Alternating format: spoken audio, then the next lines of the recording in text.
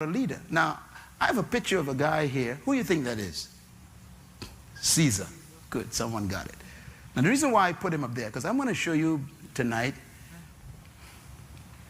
we're talking about defining leadership. I want to show you tonight where we got our leadership mentality from. It came from this guy right here. Now, Caesar was not a Greek. He was a Roman. But the Romans invaded Greece. The Greeks were the first civilization who documented systematic study of human behavior. This is important. If you want to sound smart, write what I said and then repeat it. Let me say it again. The Greeks were the first civilization to document systematic study, research on human behavior. So the Greeks were what they call intellectuals. They were called from the Hellenistic period. This was the period of humanity where reason became God. Reason means they reasoned out everything. It's another form of humanism. The Greeks were thinkers. Everybody say thinkers. They were very dangerous because they were thinkers. Thinkers will always rule doers. So the Greeks were the first ones who produced all this material on human behavior. Matter of fact, three of the most famous leaders from that group, you know them or heard about them: Socrates, Aristotle, and Plato. They were Greeks. They invented things like democrata. Sounds familiar? Yes, they invented democracy. The Greeks did. That's not from the Bible, that's from the Greeks. They're the first ones to develop the concept of citizen. Matter of fact, the Greek word for citizen, write it down, is the word P-O-L-I-T-E-S. Politis. That sounds familiar? It's politician. That's the word in Greek. They're the first ones to study human control. They're the first ones to document manipulations, mechanism, how to control humans. The Greeks were fantastic thinkers. They're the first ones to invent what we call leadership theory. I'm getting at something very important here. So let me give you now, I studied this in college and I was shocked. And then when I finished college, I kept reading and I was more shocked. I discovered that the Greeks actually still rule the world. The Greeks are ruling the world from their grave. As a matter of fact, dead men rule the Bahamas. Dead men. Dead men rule America. Dead men. Dead men rule Europe. Dead men. Why? Their ideas are so powerful. They left it after they died. They invented democracy, and it's ruling the whole Western world, including the Bahamas. That's dead men ruling your country. They were powerful. Now, the Greeks, when I studied them, they had all these complicated ideas about human authority and human power, and they studied, you know, the concepts of how to control crowds and how to manipulate people, and very interesting concepts. I isolated a few of them for you that survived even today in our culture. Here's the first one. The Greeks believed that leadership was a product of natural endowment. Write it down. What does that mean? The Greeks believed that certain humans were born with, endowed with certain unique characteristics. And if you weren't born with those qualities, then their conclusion was you were created by the divine gods to be a slave. They believed that. So it doesn't matter what you think about yourself. They would study you and see if you have those natural endowments. If you don't have them, it doesn't matter how many degrees you get from college. You are simply an educated slave. That's a Greek idea. Another one of their beliefs is this: leadership is a product of birth traits. The Greeks believed that you who were born with certain unique traits were automatically leaders. Those who were born without those traits are automatically slaves. So their society was very, very neat. No traits, traits. Slaves, leaders. Let me give you an example, because when I read the traits, I became a little bit sick. One of the traits were, if you were born with sharp pointed nose, blue eyes, fair skin like white, and thin lips. This is written in their document. You were born to be a leader. Now you know I canceled, right? That's it for me. I done lost a long time. I got dark skin, big nose, my lips big. And my hair is not blonde, and my eyes ain't blue. I'm a slave. So if I was born in Greece 2,000 years ago, there's no question where I belonged. So you just know where to go. Just behave yourself. So you were relegated by destiny to be a slave. The Greeks believed that. The third thing the Greeks believed is very interesting. The Greeks believed that leadership was a product of providence. Providence means the gods chose you to be leaders. Therefore, those who were not chosen by the gods were destined to be followers. Destined means you ain't got a chance to be a leader. Now, this is very important here. So you ever wonder why the Greeks had so many gods? They were polytheists. That's a big word. It simply means many gods. It's the Greeks who had gods like Zeus and Apollos. These are Greek gods. They had gods like Diana of the Ephesians, all these weird gods. They had hundreds of gods. Matter of fact, the Greek rulers believed they were sons of the gods. That's why the word Hercules is a Greek son of a god. All them stories you hear, these are Greek myths. And they're saying that those who were born and not chosen by the gods are supposed to serve us who were chosen by the gods. In other words, you were born to serve me. If you got big nose, black skin, thin lips, if your lips were big, you're my servant. If your hair was not blonde and it was nappy, you are a slave. So this is serious. So this is the philosophy of the day. So putting on a suit and wearing a tie didn't impress them. You are simply a well-dressed slave. See, some of y'all think that changed. That's why I'm getting to it slowly. I'm working my way there. See, some of y'all think that because you came back home with a PhD, that they ain't gonna bring the white consultant in and work over you. And you got more degrees. Because somewhere in their twisted mind, they are still sick with Greek thinking.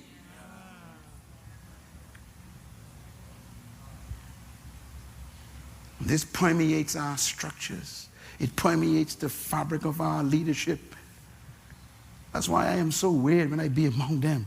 I'd be so ashamed that they even think that way. How can you think that we're not good enough to own something? Because they're being convinced by the Greeks.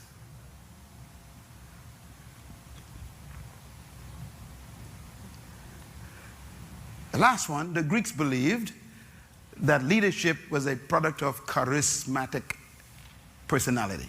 You'll find this in the writings. Go on the internet, you type in charismatic personality, the Greeks will come up. The Greeks invented the word charisma. That's a Greek word. Do you know what it means? Write it down. It means gifts of the gods, plural, or giftings of the gods. Charisma. Charisma. gifts of the gods. Charis, gifts. Ma, gods. Charisma, gifts of the gods. In other words, the Greeks believed that people who were born with certain gifts from the gods were automatically leaders. Let me name some of the gifts they wrote. Flamboyant personality. That's a gift from God. You know, people who are always up front, hey, hey. They said that person was born to be a leader. If you're quiet and very, reserved, they say, oh, you're born to be a slave. Second quality they say is charismatic is ability to speak. People talk a lot. Talk. Like, the one who always talking. They say that's a gift from the God. So if you are quiet, you don't talk, like my wife, you're born to be a slave. My wife wouldn't survive in a Greek culture. The Greeks believed one of the traits that they talk about, this charismatic trait, is one where you are communicative. Like you don't mind talking to people, like getting to know people. You're open. We call it extrovert. Yeah, they say that's charismatic, extrovert spirit. The Greeks say if you have an extrovert spirit, then you are automatically a leader. So anybody who's reserved and careful will automatically a servant, a slave. Now, these are real. Here's the problem. When the Greeks were invaded by the Romans invaded this culture of the Greeks, but the Romans normally would go into a place and, wipe out the place. But when they came to Greece, they saw the beautiful temples, they saw all these gods, and beautiful statues. And then the Romans came to the capital and they saw the library with all these scrolls, all these writings. Thousands of scrolls. And the Romans were so impressed. Now the Romans are military guys. They're not into thinking. They're into fighting. So when they came to Greece, they were astonished. They said, no other civilization is like this. So instead of destroying the library, the Romans saved it. And the Romans took the books from the library back to Rome. And the Romans studied and adopted Greek theory of leadership. And the Roman Empire ruled the whole world. Those of you who study history, the Romans ruled from Africa all the way up to Scotland. The whole world in between. This is the only country in history that ruled the world. No other country has ever yet ruled the world. Rome is still the greatest country in history. They ruled from Africa states all the way up to England. These guys rule all of Europe. One nation ruled the world. And their philosophy of leadership was Greek philosophy. Think now. So the Romans believed, since they destroyed the Greeks, that they were gifts of the gods. So the leader of the Roman Empire took the name Caesar. Caesar is not a name, it's a title. It means son of the gods. And the Romans adopted the Greek theory of leadership, and they ruled the world with that. So anyone who was not a Roman was automatically a slave. So they say, when in Rome, you don't do what you feel like. You are a slave. You do what the Romans do, they say. Now you know where that came from. Okay, so the Romans now took over the whole world. Follow me. I'm trying to explain why you can't define leadership. Do you know what the Romans did? The Romans destroyed themselves because no one could destroy them. They were so powerful. They destroyed themselves by immorality. Rome was destroyed, they say, by the loins of the Caesars. Their sexual life destroyed them. And we're on our way there again. 14 Caesars ruled Europe. 14. 12 were homosexuals. And they liked little boys. And Rome was destroyed by immorality. We're heading that way again. people think, this is new stuff, talking about homosexuality. I'm sitting there going, you old. Sometimes you hear me say that, you think I'm not throwing jazz. This is nothing new. We're on our way down if we go this way. History has proven you don't go this way. You self-destruct. Rome proved it. Rome was destroyed by immorality. Their value systems collapsed. They became so preoccupied with the flesh, with pleasure. No one could destroy them from outside. So they imploded. They rot from the inside. The Roman Empire rot. Matter of fact, they were so rotten that they used to kill each other, citizen brothers, to keep the throne. You read some of the stories, you won't believe the stories. They became so immoral, so valueless, that they would kill their own brother to keep the throne. Sleep with their own mother and their sister, incest, to keep a child on the throne from their own family, because they had no sons or daughters. They would exchange sex. These guys, they destroyed themselves. Immorality. And there are people today standing up in parliaments and senates, standing up in Congress, and they just fighting for the same thing the Romans were destroyed by. It's that man just never learns. The guy said the first time he made a mistake, that's on you. The second time, that's on me. You don't make the same mistake twice.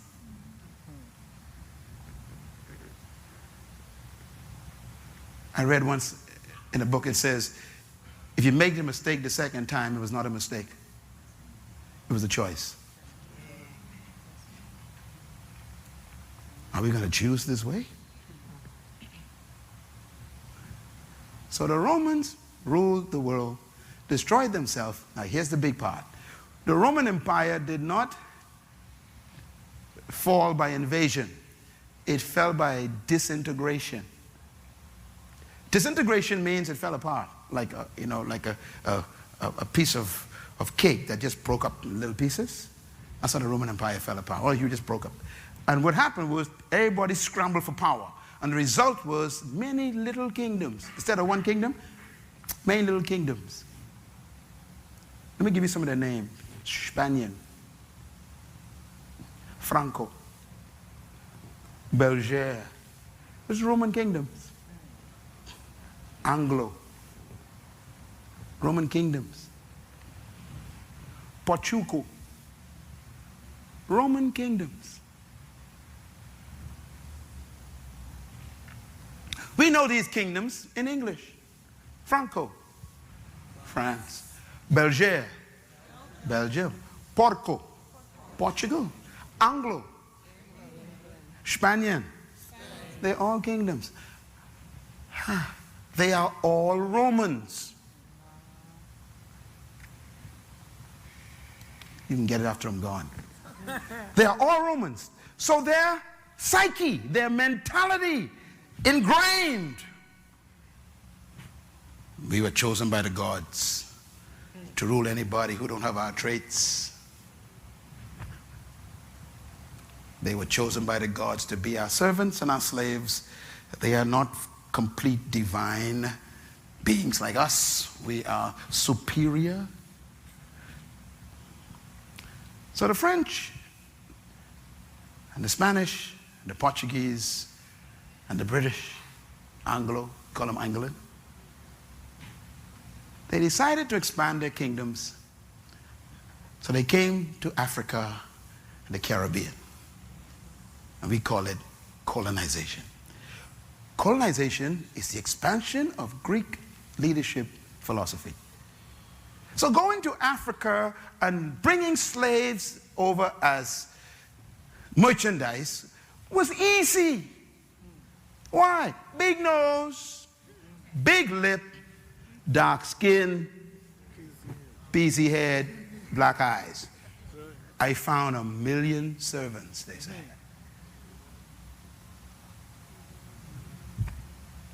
So they come to the West, they establish their plantations, whether it is Carolina or Florida or Louisiana or the Bahamas or Jamaica or Barbados or St. Kitts or St. Thomas or St. Lucia or Guyana or Mexico. They had their plantations and they couldn't use the people they met here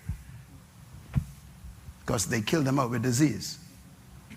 And so they went and found some divine slaves chosen by the gods to work the ground. And they brought them over on ships. And the first ones to bring them was the Portuguese. The Portuguese told the British, we found some people to work the farms. And the British said, where you got them from? They follow us. And they went to the west coast of Africa. And then the French found out. The French says, oh, let's go get some too. And then the Spanish says, oh, let's get some too. And everybody started dashing for divine slaves. Remember, divine means you were chosen by the gods. It's not racism. It's leadership philosophy.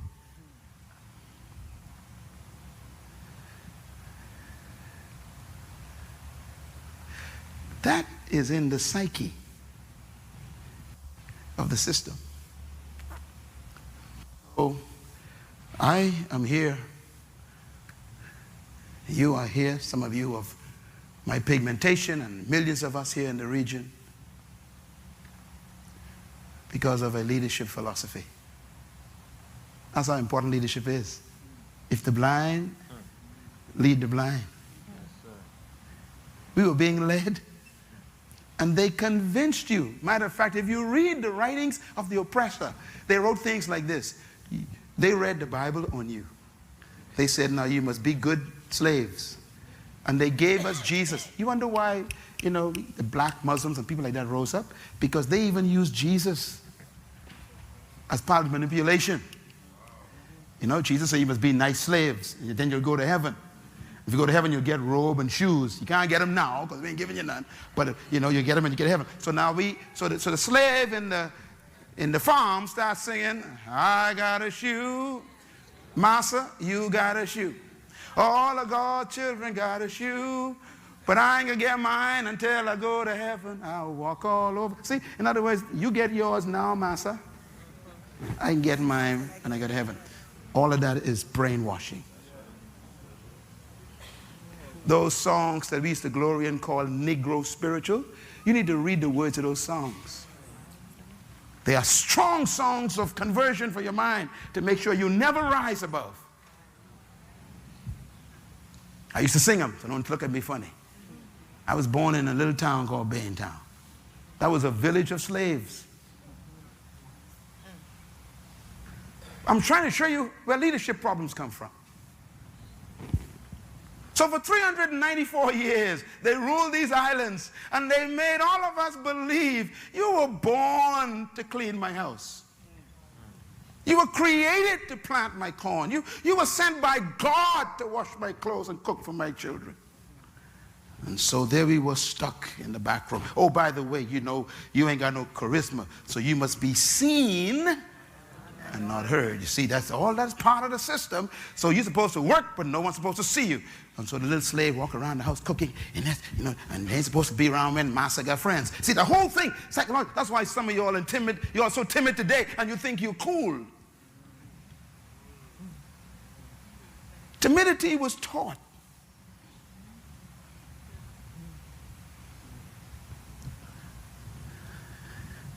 That is why when a man of my pigmentation speaks up, it makes them nervous because you ain't behaving.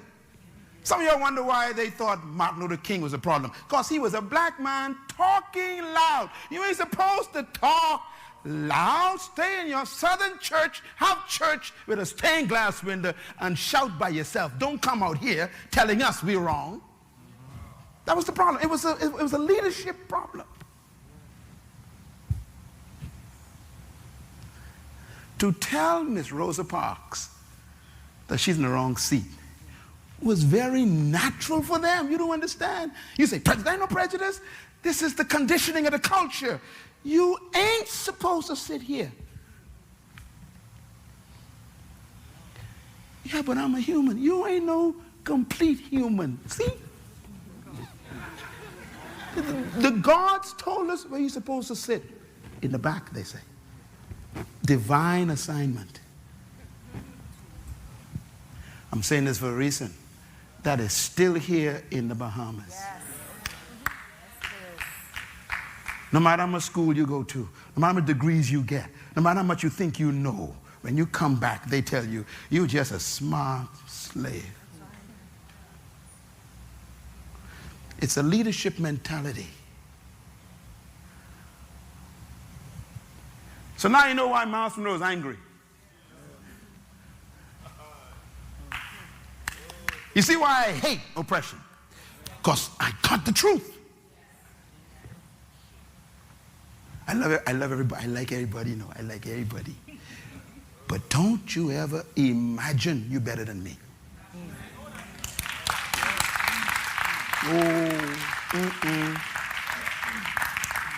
You think you're better? I draw a line. Cross that. That's a Bay in Town talk. You don't know about that. And if a fella draw a line, that means fight start. Tell your neighbor, ain't nobody better than me. Say it. Come on, say it like you believe it. I ain't convinced. Yeah, you go to work tomorrow, you tell them, wait a minute. I went to a meeting last night. Run into the truth.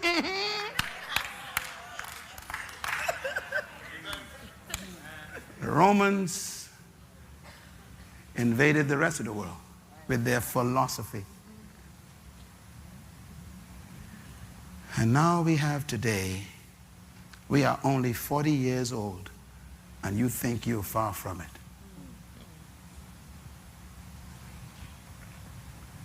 See the Filipinos?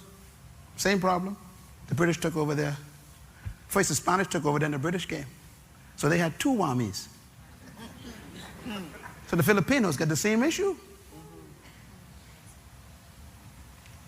Mental damage.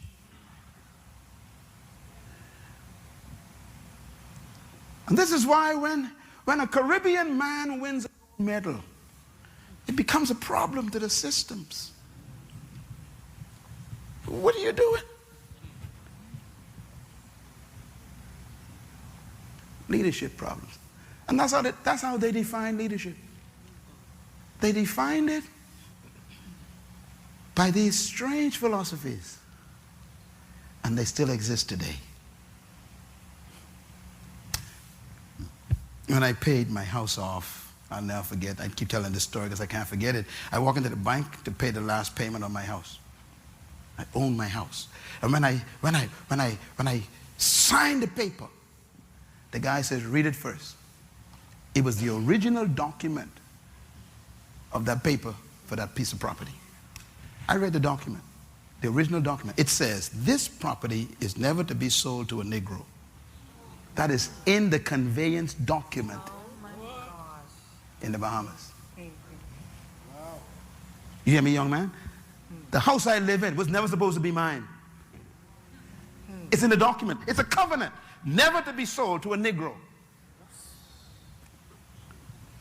My son and my daughter were with me. I said, I want you all to read that because I want you to remember that.